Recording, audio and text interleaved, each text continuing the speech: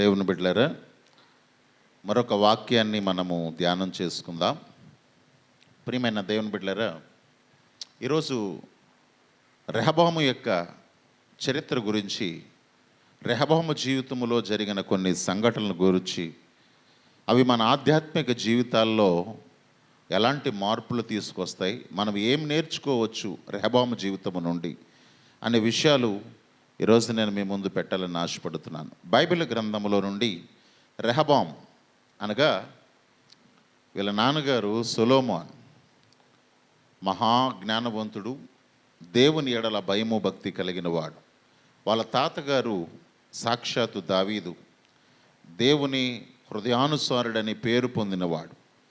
అలాంటి గర్భములో నుండి పుట్టుకొచ్చినటువంటి రెహబాం ఎలా ప్రవర్తించాడు అనే విషయాలు ఈరోజు మీకు వివరించాలని ఆశపడుతున్నాను.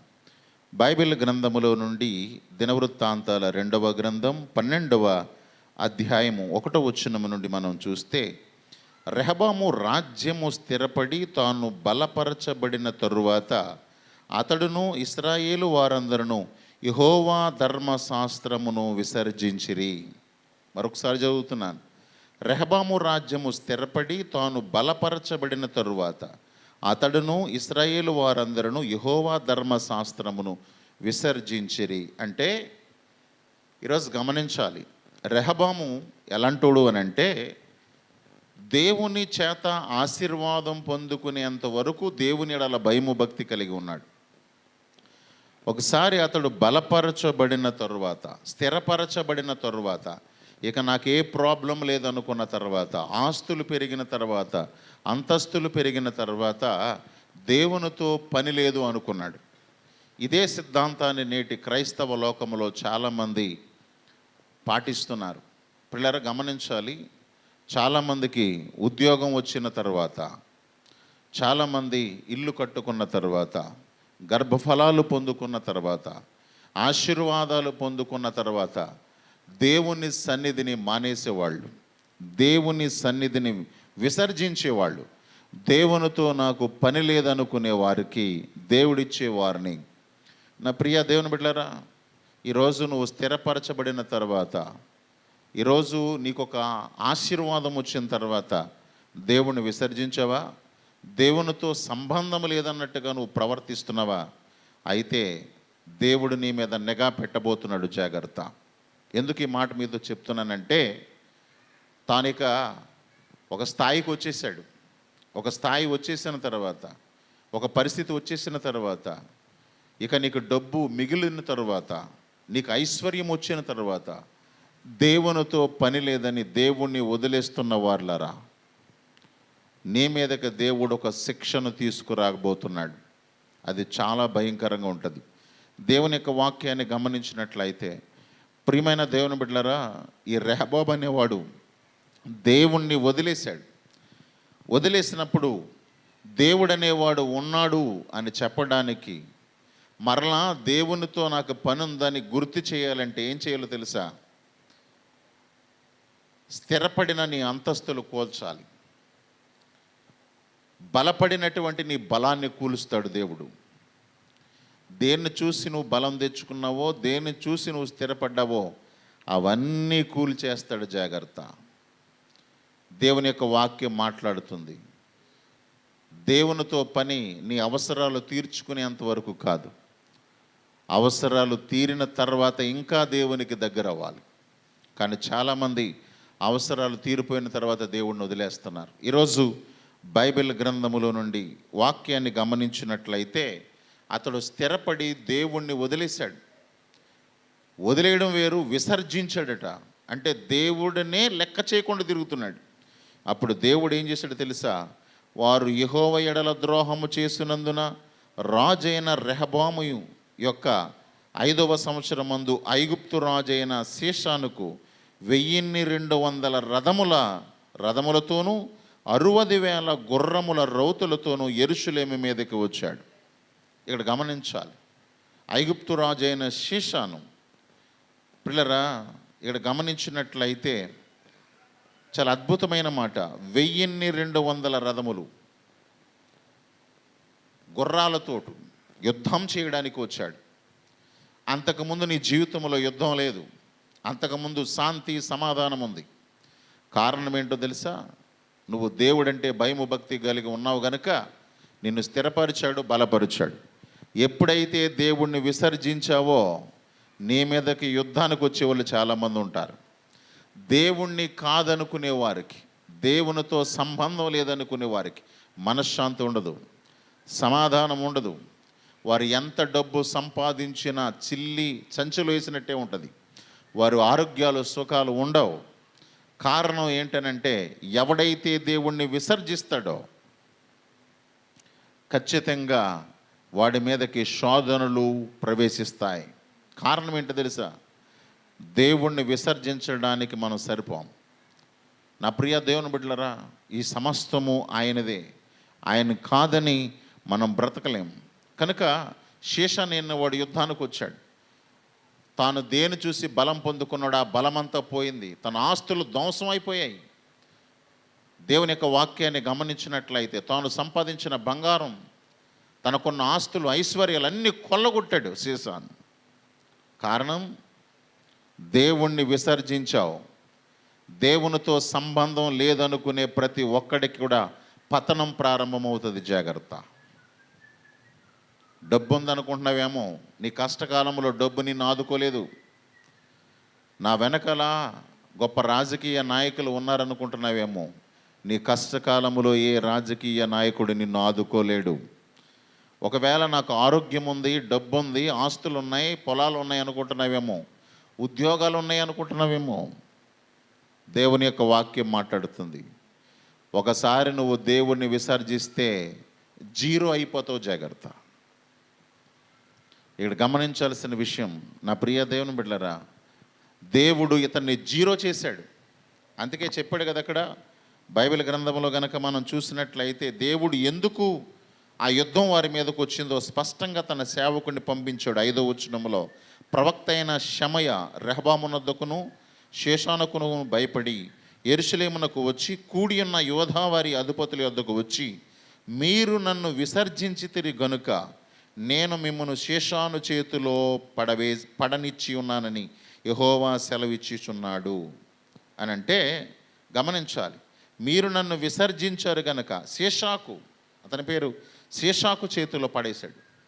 అతడు మొత్తం కొల్లగొట్టాడు. మొత్తం కొల్లగొట్టి యెరూషలేములో ఉన్నటువంటి సొమ్మంతా ఎత్తుకుపోయాడు. ఇప్పుడు రాజు దగ్గర ఏమీ లేదు, జీరో చేసేసాడు దేవుడు.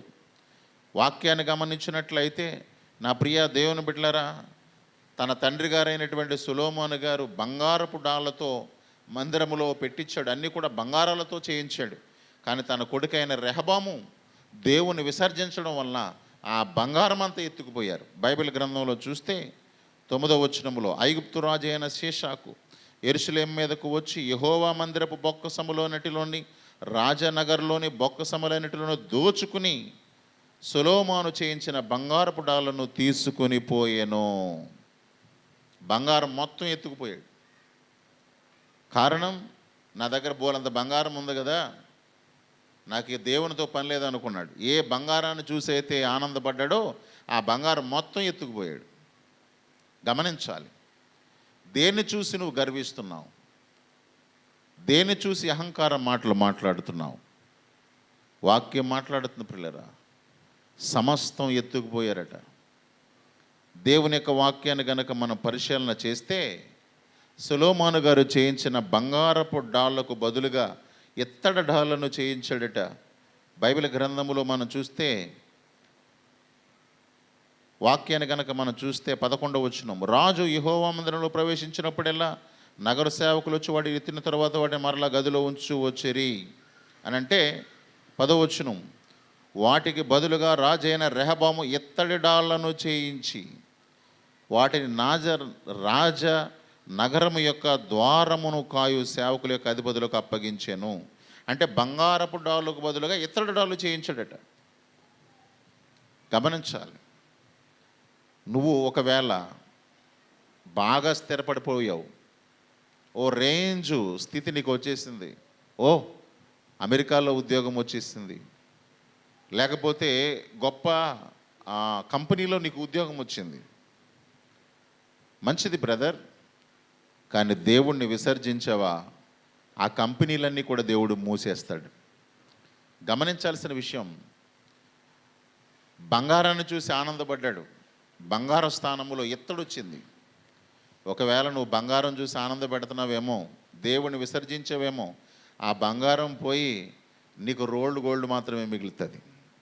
వాక్యాన్ని గమనించినట్లయితే దేవుని యొక్క వాక్యం మాట్లాడుతుంది. అప్పుడు కానీ దేవుడు అంటే ఏంటో అర్థం కాలేదు అతనికి. దేవుణ్ణి విసర్జిస్తే వచ్చే కష్టాలు ఎలాగుంటాయో, దేవుణ్ణి కాదంటే వచ్చే కష్టాలు ఎలాగుంటాయో ఆయనకు అర్థమై అప్పుడు అనుకున్నాడట.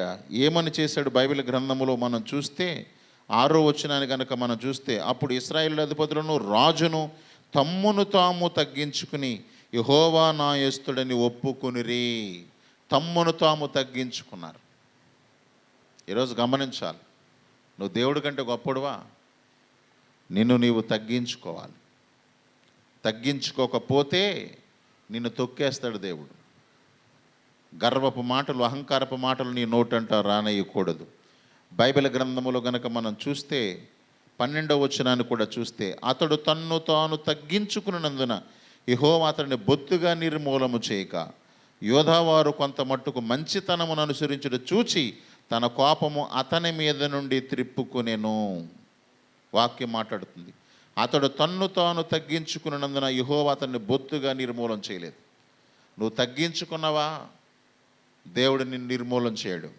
అహంకారంతో రేగిపోయావా, అధమపాతాలానికి దేవుడు నిన్ను తొక్కేస్తాడు.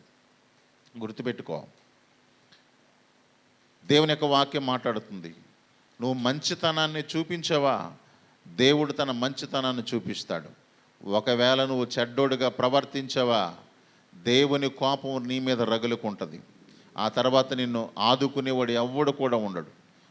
ఇక్కడ గమనించినట్లయితే రాజు తన్ను తాను తగ్గించుకున్నందున అతను నిర్మూలన చేయలేదట. యోధావారు కొంత మట్టుకైనా మంచితనం అంటే వాక్యం మాట్లాడుతుంది. నీలో మంచితనం ఉందా? నీలో తగ్గింపు హృదయం ఉందా? ఎవరిలో అయితే తగ్గింపు హృదయం ఉండదో, ఎవరిలో అయితే మంచితనం ఉండదో, దేవుడు వారిని నిర్మూలము చేస్తాడని ఇక్కడ లేఖనాలు చెలవిస్తున్నాయి. గమనించాలి ప్రియులారా.